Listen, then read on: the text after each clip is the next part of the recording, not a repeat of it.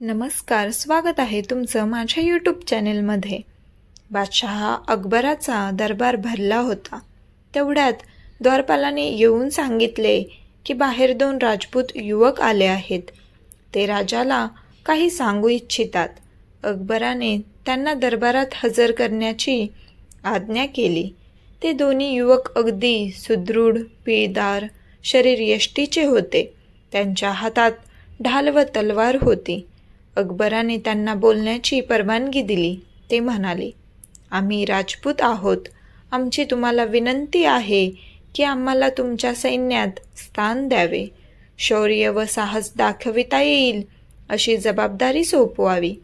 अकबराने त्यांना विचारले, मी तुमच्यावर विश्वास कसा ठेवायचा?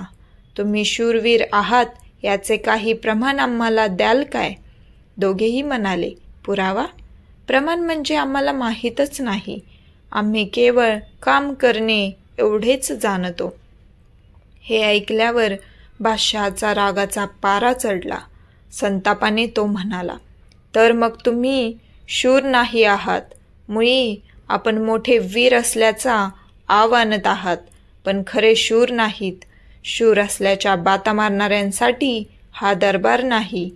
बादशहाचे हे आव्हानात्मक भाषण ऐकून त्या दोघांनी देवी भवानीचे स्मरण केले व आपल्या तलवारी बाहेर काढल्या। दोघांनीही बराच वेळ तलवारबाजीचे कसब दाखविले। दोघांच्याही तलवारीतून अक्षरशः ज्वाळा बाहेर पडत होत्या। दोघांपैकी कुणीच मागे हटत नाही असे दिसत होते। शेवटची चढाई करायची म्हणून दोघांनीही जय भवानीचा जयघोष केला। एकमेकांच्या मानेवर वार करण्यासाठी तलवारी सरसावल्या। उपस्थित मंडळी श्वास रोखून पाहत होती। पहिल्याने दुसऱ्याच्या मानेवर वार केला।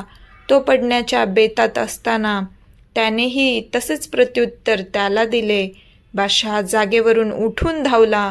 मरताना ते दोघे म्हणाले, राजन, आम्ही जन्ममृत्यूमध्ये काहीच अंतर मानत नाही।